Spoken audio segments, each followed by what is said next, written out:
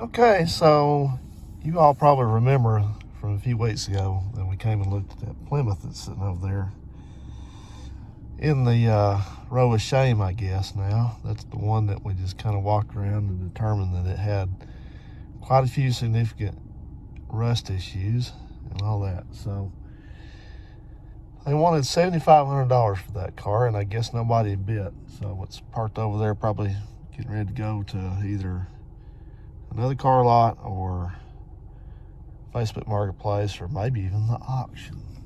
But I got thinking about this, and I was on vacation this week, and I thought, I'm going to go dig deep. I'm going to see if I can turn up one more A-body for a lot less than that one, with hopefully not as many problems. And I think I did. All right, let's ride home and see what I found. Okay, we're back to home base. Man, is that not a sad sight there? Well, let me bring you up to speed what's been going on. And before we get into that, I apologize we're kind of fighting the sun. It's getting late in the day. This was my vacation week, and the way it usually goes is the way it went this time, that nothing happens the first 2/3 of the week, and then towards the end of the week, everything starts happening and coming together, anything I've got planned and stuff. So had to procure the car that I'm about to show you, and then Phil wanted to go eat today, meet for lunch, and then yesterday I met with Million Mile Garage and his son for dinner and a car show. So it's been pretty wild. So anyway, okay, so this car has been sold about 2 weeks ago. It's waiting on the gentleman to come pick it up. They live in Kentucky, and I think they're having some logistics issues. As it turned out, I actually had to call him and find out what's going on with that, but they are on their way some point this coming week here, and it's bought and paid for. He has a title and the keys, and I have the cash, or I did. But one of my Mopar buddies was supposed to buy this. He expressed interest in it, and the last I'd heard from him was on March the 6th, and there was a funding complication or something. I'm not sure what that was, but I was told at that point the funding was there, and then after that I never heard anything, not a phone call, not a text, nothing for 2 months. So I had to move on and get this thing finished up and listed for sale, and started getting offers on it. And it's not, I'm just, maybe it's nice, maybe it's not nice, I don't know, but I'm not a person that's going to go chase somebody that's wanting to buy something if they don't stay in touch with me. There's protocols about buying things, and the buyer is responsible for making the arrangements to buy whatever it is they're trying to buy, and that's the end of it. So anyway, I got a good offer on it, and I took it, and so it's sold and gone. And so my whole theory of money is I don't like to hold on to money, either on my person or in the bank or anything like that, because to me that's not growing your money. Money is like anything. It doesn't grow unless you plant it. You sow it. And these religious fanatics are real big about that. And their idea is to give it to them, and they'll plant it for you. Right. So anyway, it's enough of that. So I decided, as I said at the beginning of this, that I was going to dig deep and far and wide on Facebook and Craigslist to see if I could dredge up one more A-body that was worth purchasing. So I basically locked myself in the house and didn't come out until I found something. So here we go. This is it. Let's do a walk around. This is what we got.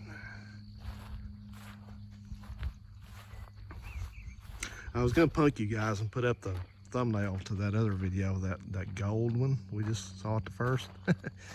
Okay, so here it is. This is what this is this is a 1975 Dodge Dart Swinger. It is a slant 6. It's a 904 automatic.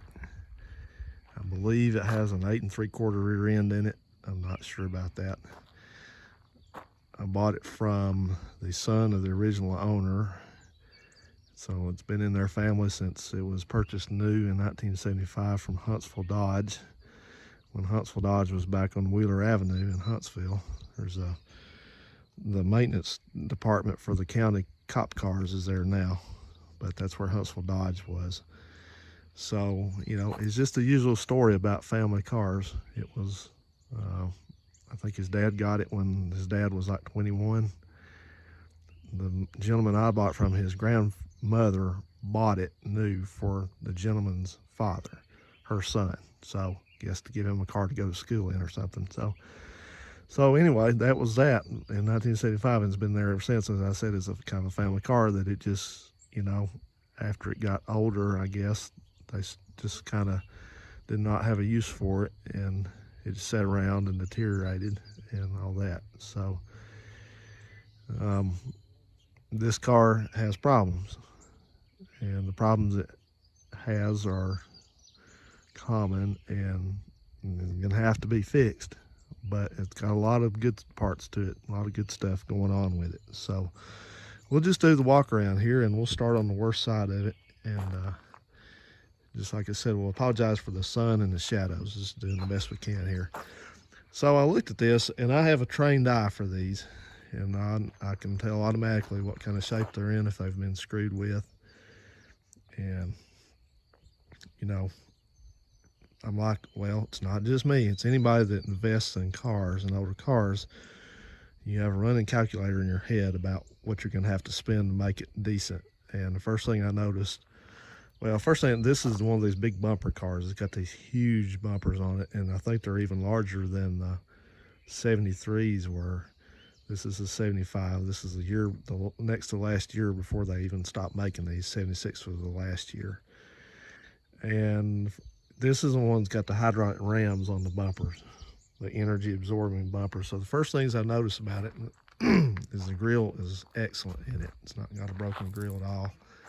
It's a pretty attractive grill. It's a little bit different from the 73s and 4s, but I like it.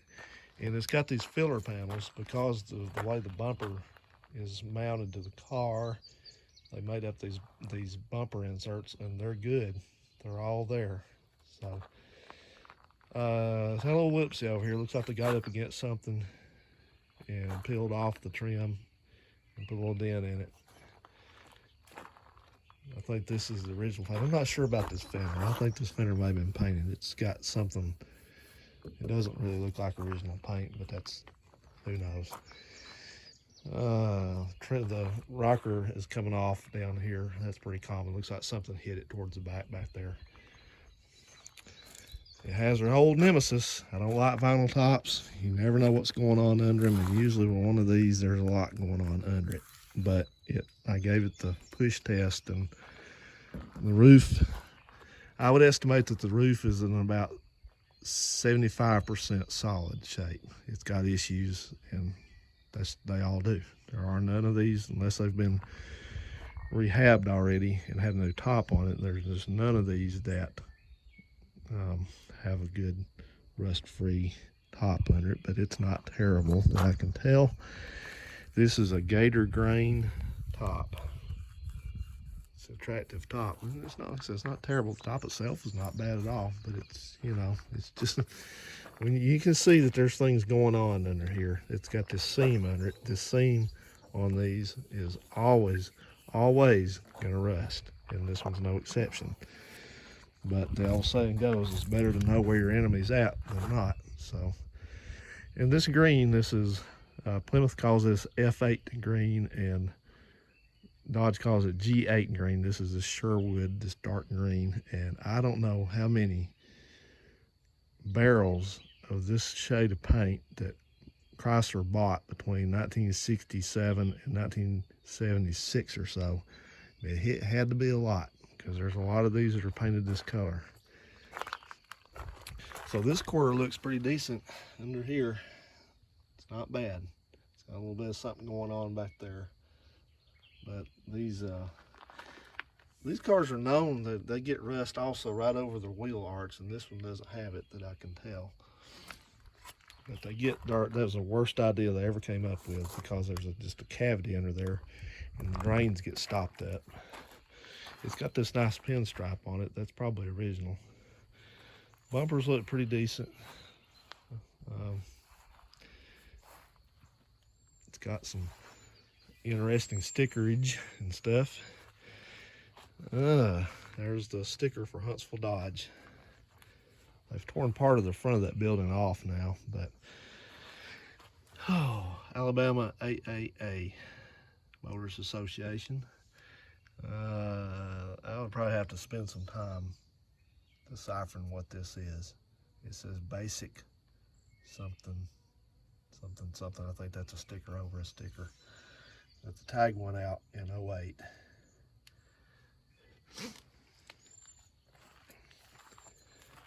Like I said, the top is peeling off here, but you know, it's solid under it that I can tell. Not all the way. I'm not even gonna go there and oh, it's perfect, but another AA sticker. Somebody's, I can tell the guy, he was younger than I was by about 8 years or so, so I can tell it's had some stuff kind of done to it, like speakers and stuff, but it's just the way it goes. This quarter has suffered a lot worse than the other side, and it's probably because of the angle that this car was sitting on, I would guess, because this thing sat somewhere a long time and it's had water. You'll see it's got rust out in the trunk under here, so it's had a lot of water going through it. This trim looks good over here. It's missing the dart, I think. The pictures of it on the ad, boy, it was filthy outside. If it's starting to beat the thing out here, this is gonna have to be repaired right away.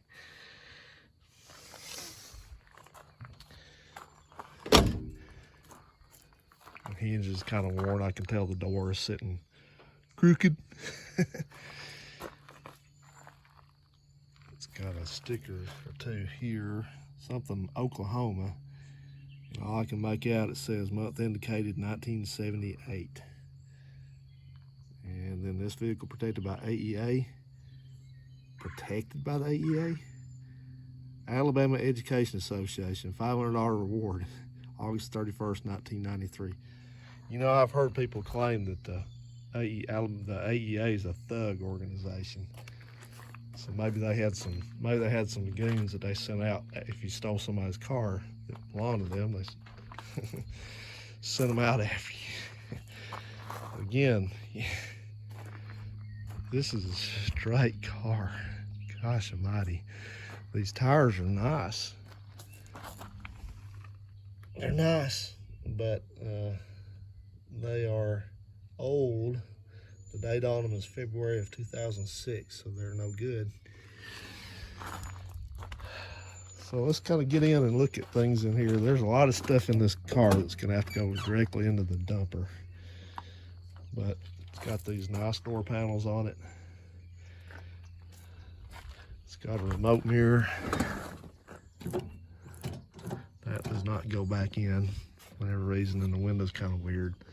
Like I said, this is a car that's been sitting a long time stuff. It's got, I can't make that out. People's Tire and Service, that place is long gone, and the place that went in after it's also gone. And the worst thing about this interior is it's got that musty basement water smell in here. Just, ugh. Can't stand it.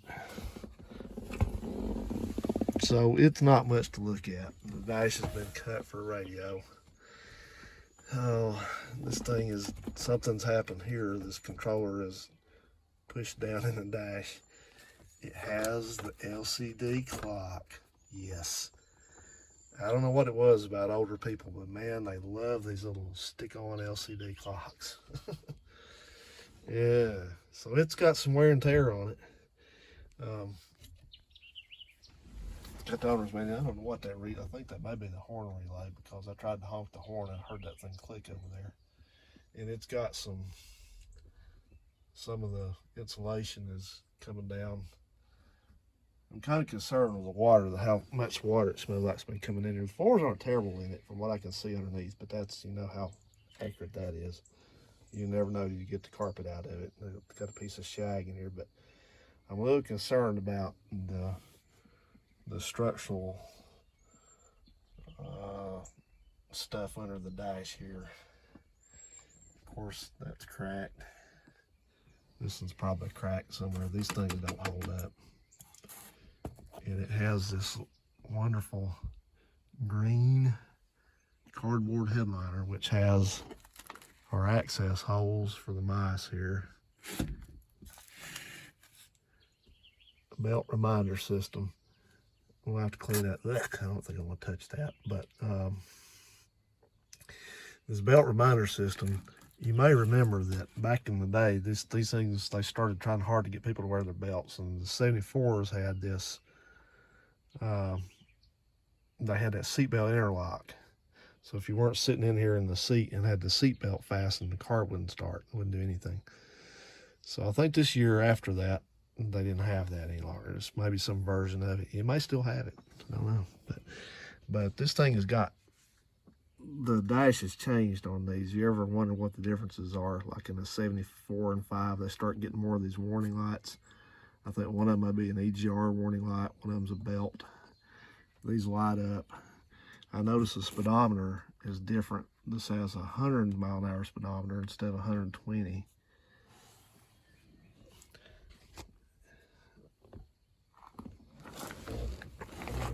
It's just got the back seat's pretty nice in it. Headliners is kind of that. I'm gonna go looking at some point. I'm gonna go looking for the build sheet on it. I guarantee it's behind that seat back there. Whew, boy, it stinks in here. Doesn't smell like mouse. It just smells like just wet. It smells just like that brown duster I had that time. See, I like these belts. These are when they went to the actual shoulder belts. So this car is a well-optioned car. Let me get out.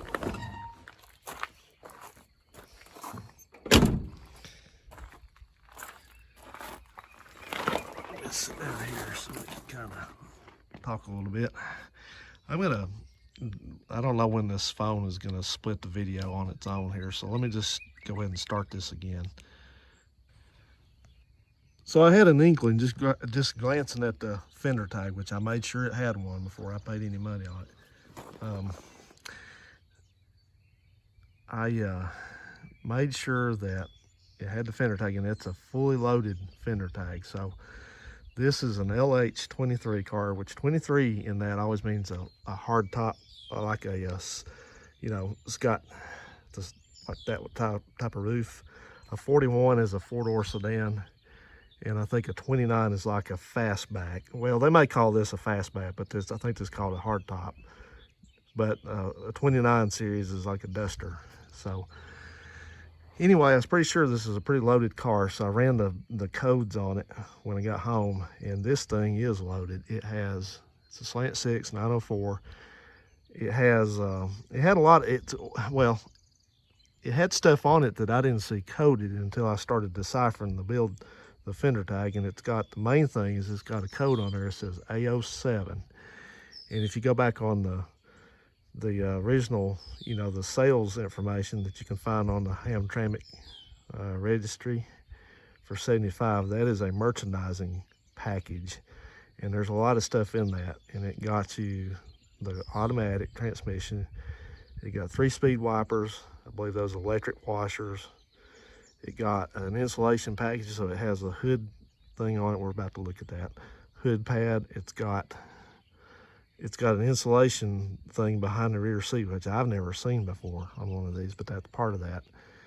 And it has manual disc brakes on it.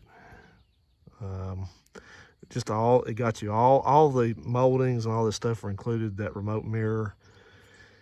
Oh, what else? Just different things. It's a pretty, like I said, it's a pretty loaded car. I want to show you something, but you may not believe this is the only car, one of these I've ever seen one of these on.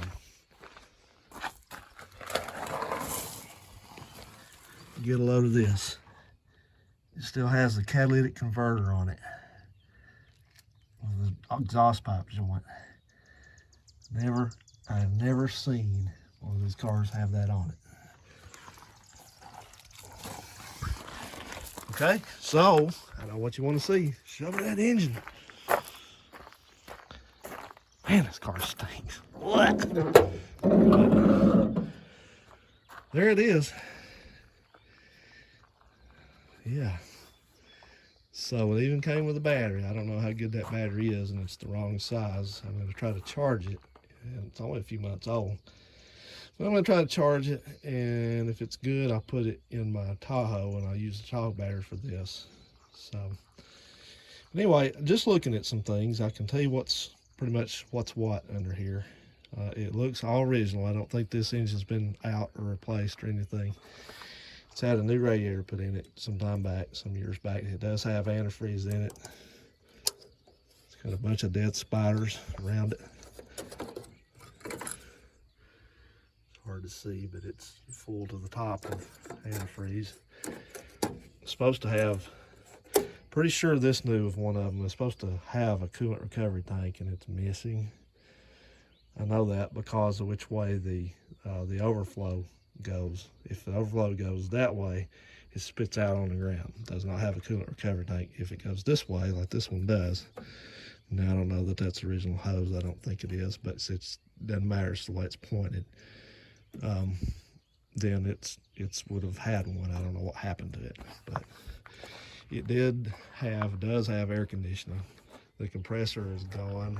The brackets are there for it, at least part of them. They said they thought it was trying to overheat because of the air conditioning. And there again, that's one of these things I don't understand, people's confrontational attitude about air conditioning compressors.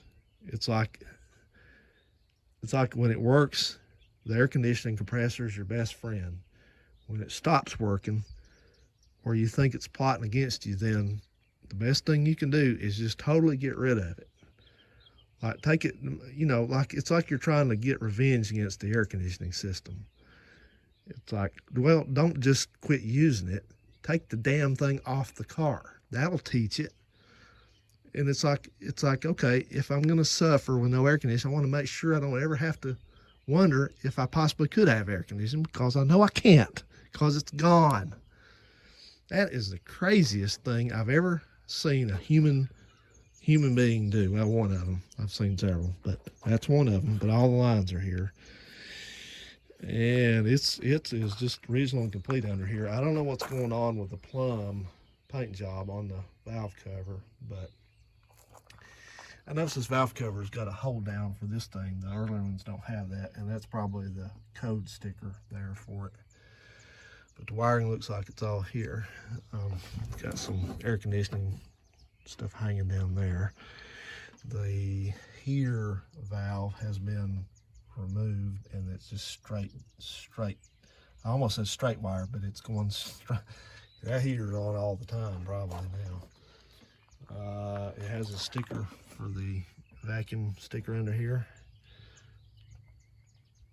People's favorite thing. What's the vacuum? Do you have the vacuum sticker for this car? This thing here, I think that's that may be the voltage regulator. They may have moved it. They moved some stuff around on these things during the years. Normally they're over there, but I think that's what that is. And then you may have got a carburetor base gasket. You may have an EGR timer on here somewhere.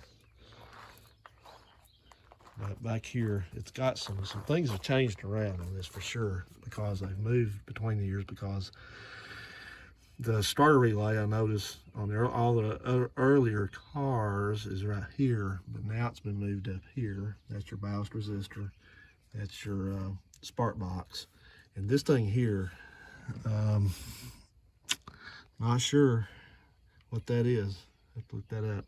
It's got the sticker, emission sticker. Yep, that's an electric washer bottle. See, there's the motor for it. Like I said, it's got manual disc brakes. And I think this is the one that they,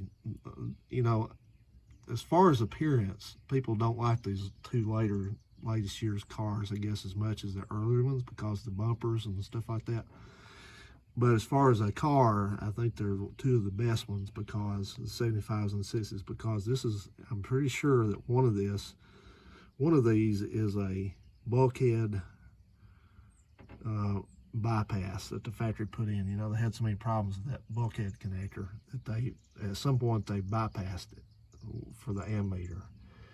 So 3-speed wipers. You can always tell 3-speed wiper motor because it points to the left.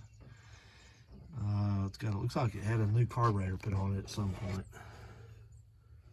It's a 1945 carb, power steering, all that.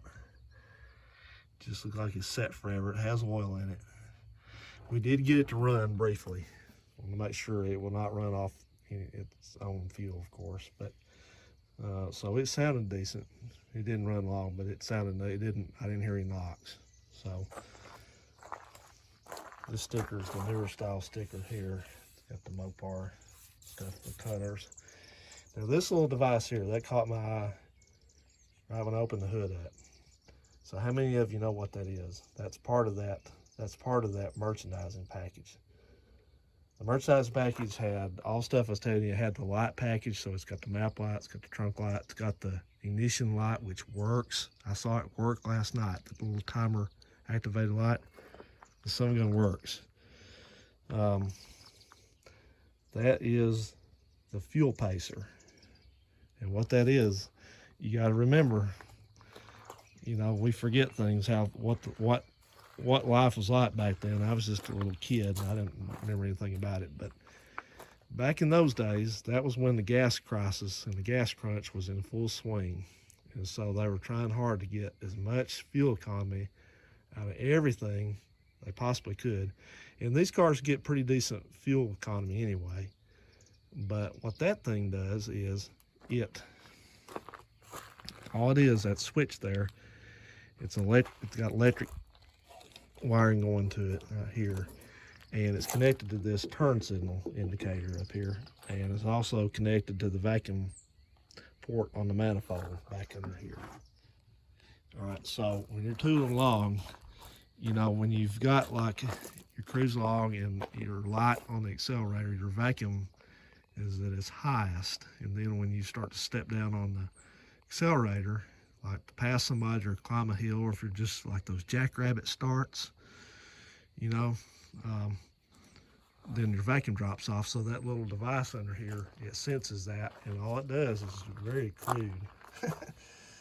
All it does is it turns this turn signal lamp on, lights it up when you're stepping on the, giving it, the manual says anytime when you give the car too much gas, it turns that thing on.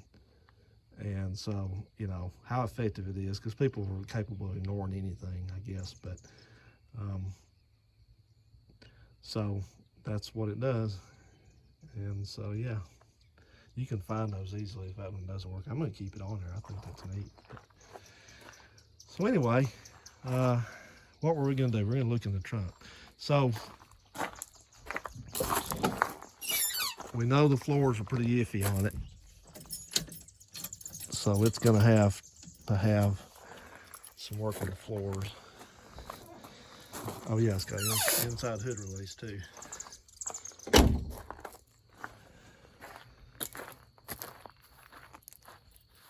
the trunk is the worst by far. I think they have changed the trunk lock on it because it's in upside down.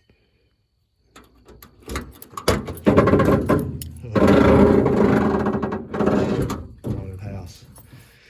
So anyway, it's got the radio in it. It's got some kind of tag over there. I don't know what that says, but I see the ground through there. So my assumption is it'll have to have a whole trunk floor, whole pan put in it. Yeah, it's been leaking. It may be leaking around the windows. They do that, but it's got haulage here, which is not terrible. But then over here, one corner of this, I thought was blown out totally. Maybe not. I thought I saw a hole in this somewhere. Well, I don't see it, but not sure. It doesn't look good right there, and that's a known trouble spot.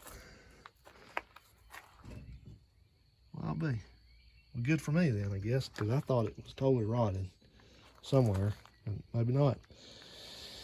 But it has been getting so much water in this trunk, it's taking the trunk floor out, because you see that spare tire? Well, I'm not sure what's holding that in there, because look at this trunk pan.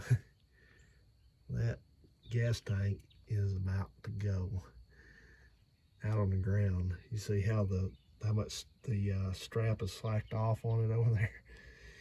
He said, and the gentleman, he's a real nice guy, you know, but people that are not real car guys, they tend to kind of gloss over things and make them seem a little more less severe than what they are. But he said he thought it needed a fuel pump, because it won't pull any fuel, thank goodness.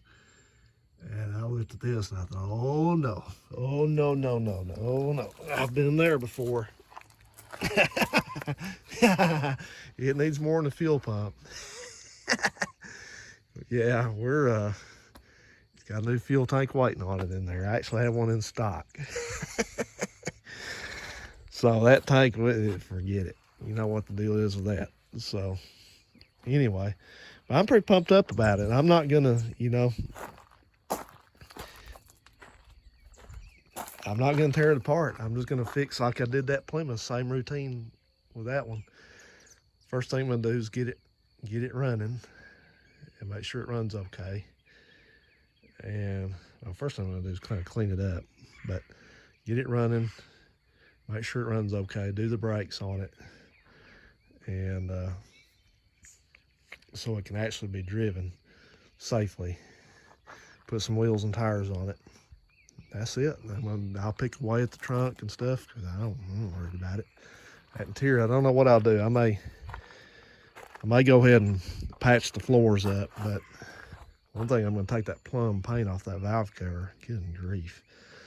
But no count for people's taste. But anyway, it'd be a fun thing to do. I've got my other little project I'm going on the other scamp in there.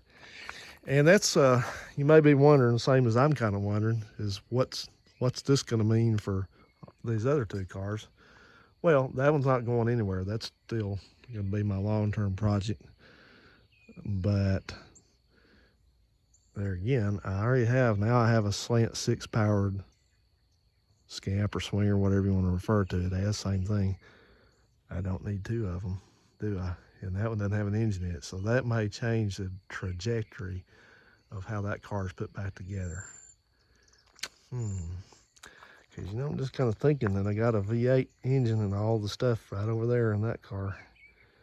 That poor car its status is, excuse me, its status is slowly deteriorated, went downhill pretty rapidly. But I don't want to junk it. You know, it's too nice of a car, too good of a car for that. They're too scarce now. But that's the one I went looking for the windshield, and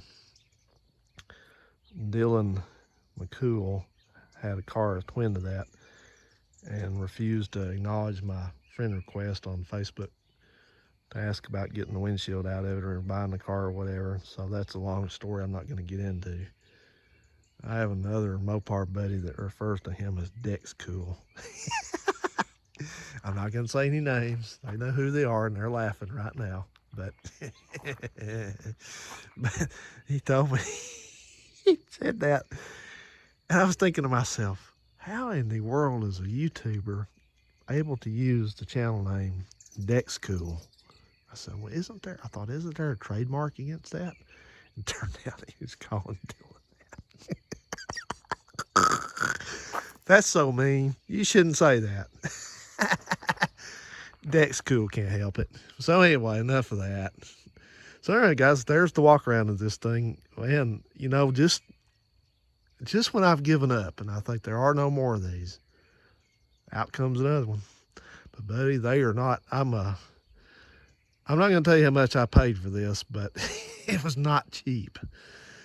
I mean, it wasn't as outrageous as that gold one for what I got. I think it's in line with what it is and its potential. When you buy an old car, let me tell you how I think about these things. You look at their potential. When I bought that car, it had no engine in it, and I gave about the same for that one as I did for this one. And I'll say this, they are not going down in value, because I've been on, like I said, Marketplace and Craigslist all damn week. They aren't out here anymore. So, you know, this was just one of these things where the stars aligned again.